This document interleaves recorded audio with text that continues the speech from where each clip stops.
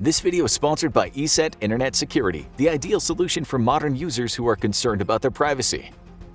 Somewhere in the woods outside of Traben-Trarbach in Germany is a Cold War bunker hidden from public sight. It's over 5 stories deep, with concrete walls nearly 3 feet wide. The bunker was meant to withstand a nuclear attack on the eve of a full-scale war against the Soviet Union and allow NATO to continue frontline operations against the Red Army. It became the hub of a vast criminal dark web empire, which would become home to what was called the Amazon of criminality. 250,000 crimes. That's the official tally by police for the number of crimes that the group running a massive underground cyber bunker operation were either responsible for or aided in perpetrating. At the trial, the 8 defendants had to stand for 2 hours just for the judge to read through all of their charges. The 4 Dutch, 3 German, and 1 Bulgarian cybercriminals were charged with aiding and abetting criminals in crimes involving drugs, contract killings, money laundering, and more.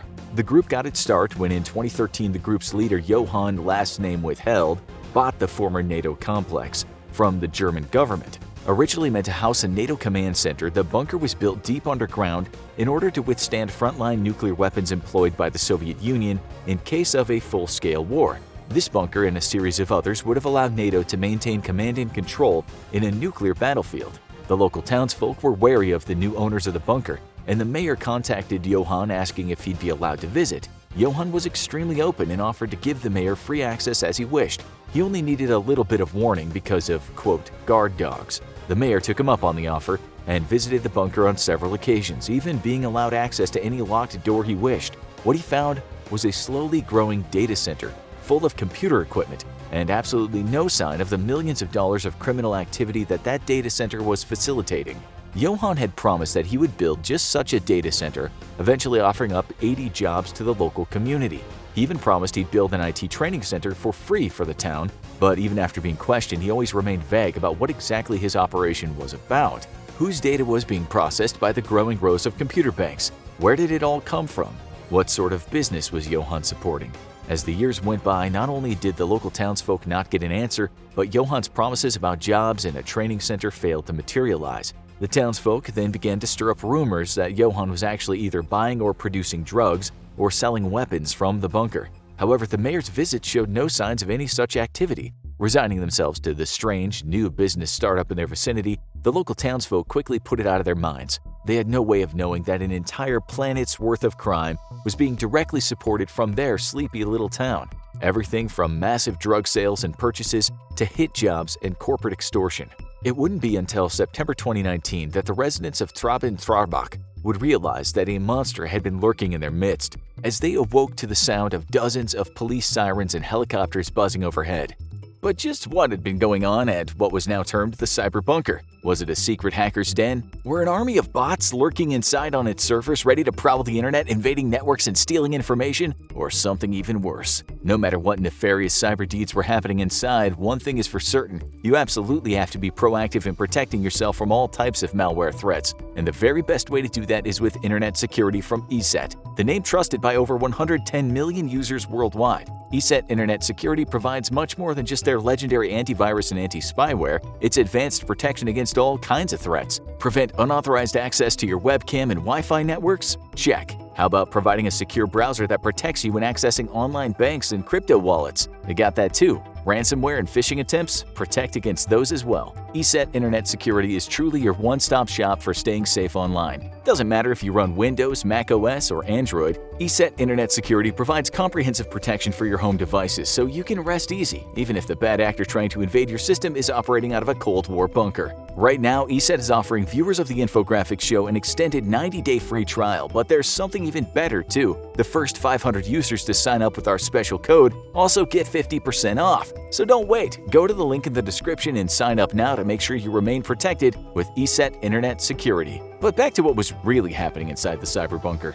The massive underground server farm had actually served as a bulletproof hosting service, in and of itself not illegal. Bulletproof hosting is a service that allows a customer to host almost whatever kind of material that they want on the host servers, a natural attraction for those seeking to use the internet for illegitimate reasons. In the case of Cyberbunker, the rules were simple. You could host anything you wanted as long as it didn't involve terrorism. This proved extremely attractive for criminal connoisseurs working off the dark web. In theory, anyone could subscribe to a bulletproof host, but the fact that these servers are typically located overseas from a customer and don't worry themselves with terms of use or reports of abuse naturally attracts those who wish to keep their online activity as secret as possible. Usually, cybercriminals and spammers are drawn to these types of online hosts, as they know that the host will not be concerned with abuse reports and has no code of conduct or similar limitation on what an individual may or may not use the server for. These hosting services typically go so far as to even resist court orders entirely, only relenting when police physically raid their location to enforce compliance. By then, it's likely that much of a customer's data will have been purged, granting additional protection to the subscriber. That's why, in the case of Cyberbunker, police had to act swiftly and without alerting Johan or his team. Rather than compromising their client's privacy, though, most of these hosts run until they physically shut down to avoid authorities, popping up again later in a different location.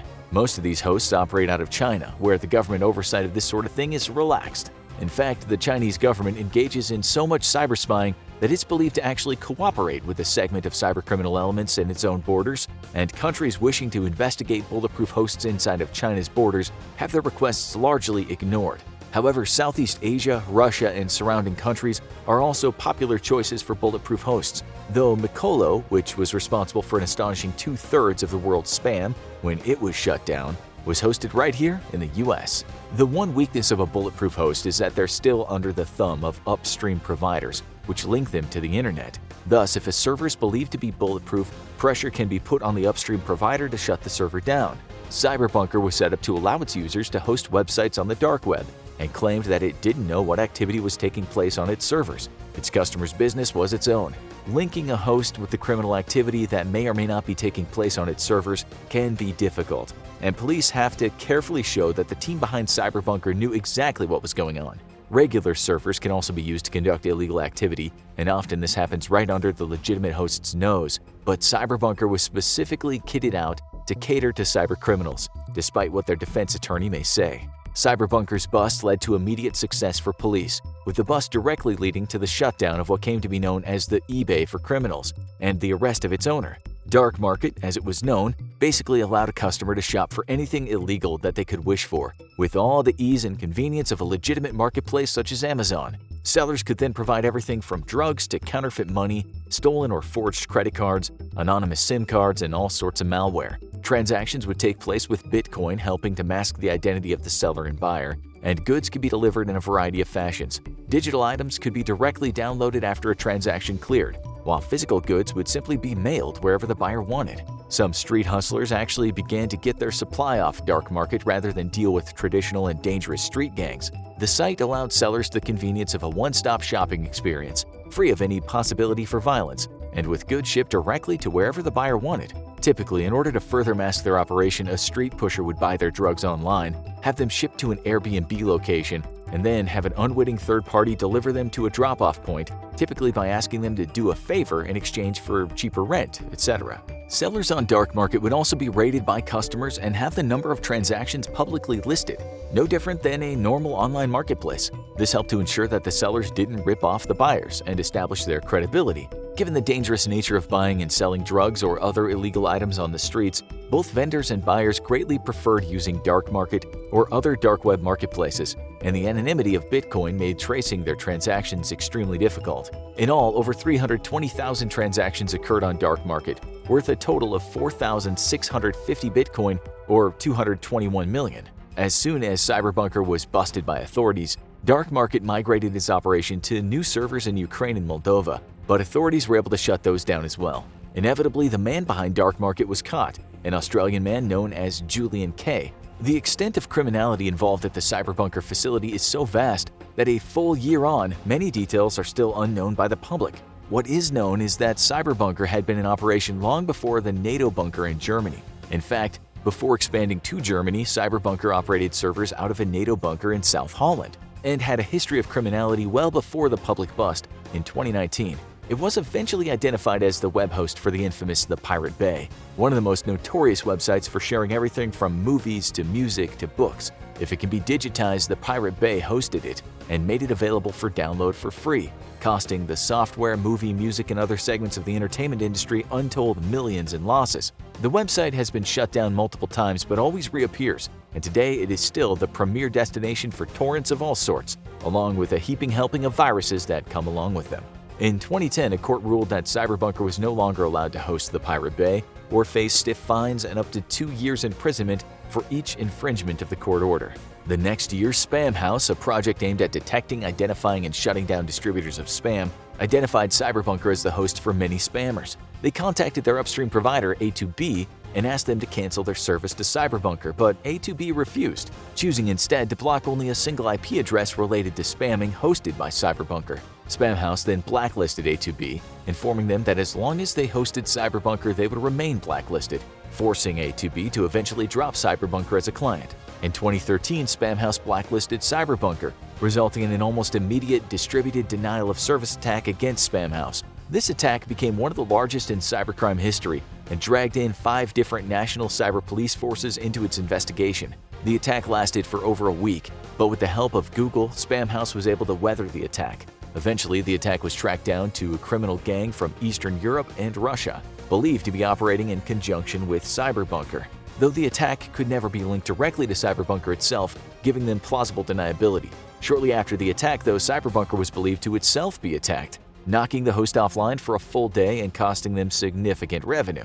On April 25, 2013, Sven Olaf Kampias, a spokesperson for Cyberbunker, was arrested by Spanish authorities outside of Barcelona. An anonymous press release released on Pastebin.com warned that if Kampias was not released, there would be more large-scale cyber attacks for every day he remained in custody. Kampias remained in custody for 55 days before being extradited to the Netherlands, where he was found guilty and sentenced to 240 days in prison. His sentence, however, was suspended and he was given credit for the 55 already served in Spain. It may have taken over a decade, but authorities eventually nailed Cyberbunker to the wall, so to speak, and shut down the entire operation. The criminal trial is still ongoing, but at least one defendant has been set free after a partial confession and serving 22 months in pre-trial detention. The rest of the defendants will have to face their day in court, and despite claims of ignorance on their behalf, authorities have enough evidence to link them to the incredible amount of crime facilitated by their 2 bunkers in the European countryside.